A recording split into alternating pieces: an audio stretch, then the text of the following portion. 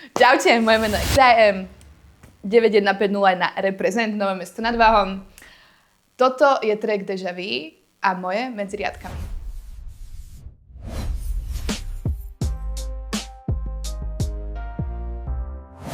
Plitkosť v očiach, výtka, fľaša, mraz, prázdne slova o tom, že ti chýbam. No, takže tento celý text, vlastne celá tá pesnička je písaná z mojej skúsenosti. Sú to vlastne moje skúsenosti. Nie je to o jednom mužovi, je to tak o troch, takže môžete sa hľadať. Všetci moji psi. Nemôžem ich nazvať, že psi, chudáci. A vlastne začína to dosť konkrétne, celá tá pesnička je dosť konkrétna. Ale ja keď píšem pesničky, tak ja si to predstavujem ako taký príbeh. Že keď je afantázia, tak ja mám toho opak, že ja si predstavujem až moc. Takže som si predstavovala taký príbeh, že teda som ja u mňa doma s nejakým typečkom, s nejakým, na ktorého som vtedy myslela. A vlastne sme u mňa doma, sedíme na posteli, pijeme víno, fajčíme cigarety a obidva dobre vieme, že sme tam iba pre jedno, teda minimálne on. A že vlastne už sme podnapití a že mi začne hovoriť, že akože že mu chýbam, ale ja dobre viem, že mu nechýbam, ani že som mu nechýbala, lebo viem, že prišiel iba na to, aby si vrzol. takže hej. Prináša pokoj a zdvorili, skúmali zákutia hodiny, lásky slova jak bohyni a sa pozri, kde si teraz. No. Toto je vlastne o tom, že každý ten čavo je vždycky na začiatku taký, že hovorí ti komplimenty a berie ťa na rande a sľubuje ti veci a a potom, keď mu dáš, tak sa prestane snažiť. Komplimenty prestanú, pýtanie sa na to, ako máš deň, prestanú. Takže o tom je to vlastne, že najprv bol zdvorilý, stále sme sa rozprávali, preberali sme všetko, celý vesmír a nakoniec potom at the end of the day ochladne a potom ho pošlem do ryti, lebo ochladne. A to je vlastne tá fráza, že sa pozri, kde si teraz si akorát tak doma si môžeš honiť sám. Všetko sú reči a prázdne sľuby, ja iba chcem, aby ma niekto ľúbil, ja iba chcem, aby si mi sľúbil, že tu budeš vždy. Toto je inak moja obľúbená, čo to je, štvorka? Obľúbená štvorka z celého tracku, lebo je to úplne, že so me, že ja by som strašne iba chcela nájsť tú lásku svojho života a aby ma proste ľúbil. A každý čavo, o ktorom si to myslím, tak vždycky u mňa vydrží 3 týždne, lebo po 3 týždňoch mi začnú z nervy.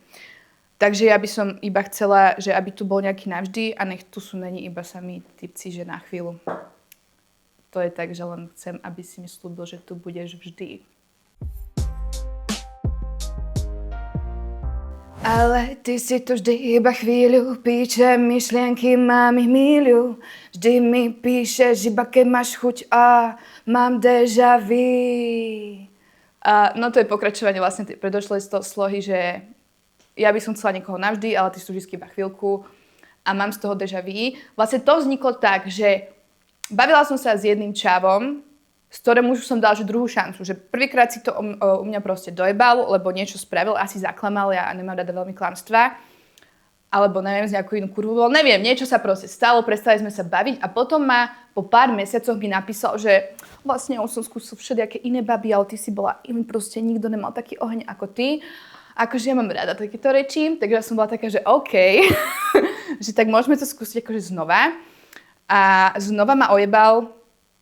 Dokonca som nedávno zistila, že mal frajerku v tú dobu.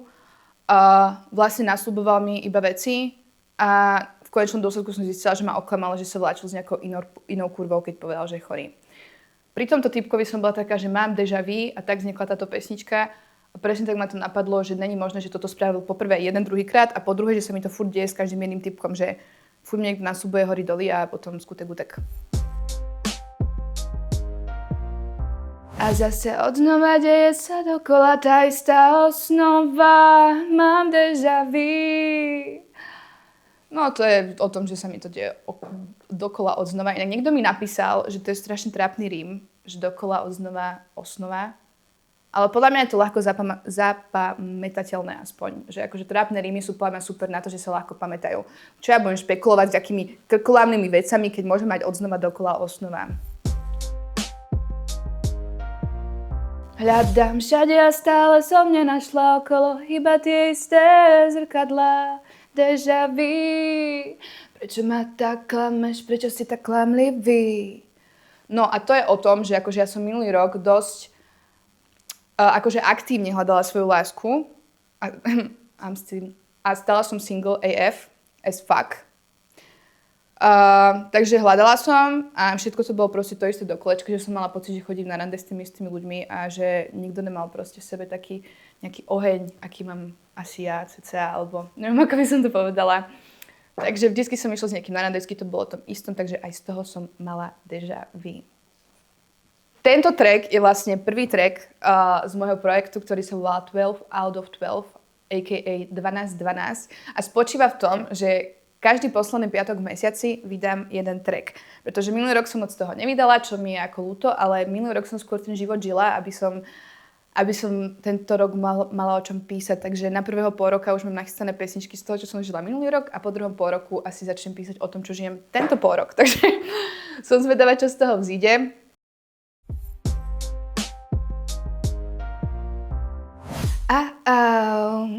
Kráčam cestou, full face Bobby Brown, jak tým zopakuje sa ten stav.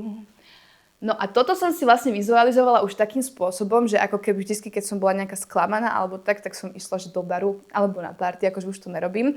Ale kedysi dávno som to robila, tak som si na to spomenula, že vlastne som si vizualizovala, že teda stalo sa to s tým typkom, bola som sklamaná, tak teraz som išla jednoducho do baru, si to tam užiť. Full Face Bobby Brown, to je značka kozmetiky, že akože pekne som sa nahodila, pekne som sa namalovala a idem sa zabaviť. Jak v Demons opakuje sa ten stav, je vlastne referencia na moju starú pesničku, ktorá sa volá Demons, v ktorej opisujem také stavy, že úzkostlivé alebo že panické ataky. Takže vlastne ten týpek tým, že zase sa so mnou zahral, tak mi vrátil ako keby takéto stavy. A áno, to som tým myslela. A ďalej.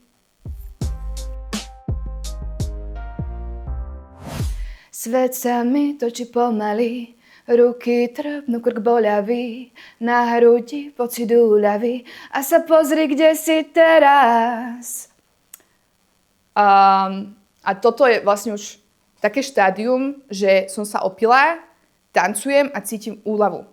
Že vlastne, že tancujem si, cítim úľavu a sa pozri, kde som teraz, že mňa to prešlo za 2 dní, lebo väčšinou ma títo typci trvá smútok, že 2 dní, lebo si uvedomím, že vlastne oni sú oproti mne nič, takže nemám za čím smútiť. Remember that. Takže ja som už v pohode po 2 dňoch a ty si stále tam doma a si honíš, takže kto je na tom lepšie. Takže overall je tento track o nejakých mojich situationshipoch a o tom, čo prežíva 24-ročná Just a Girl. Ja si myslím, že veľa z nás takúto situáciu zažilo a preto sa v tom podľa mňa veľa z vás nájde. A možno aj chalanov, akože neviem, ako sú na tom babi, ale akože datovať Gen Z typkov je naozaj pain in ass. Ďakujem za pozornosť.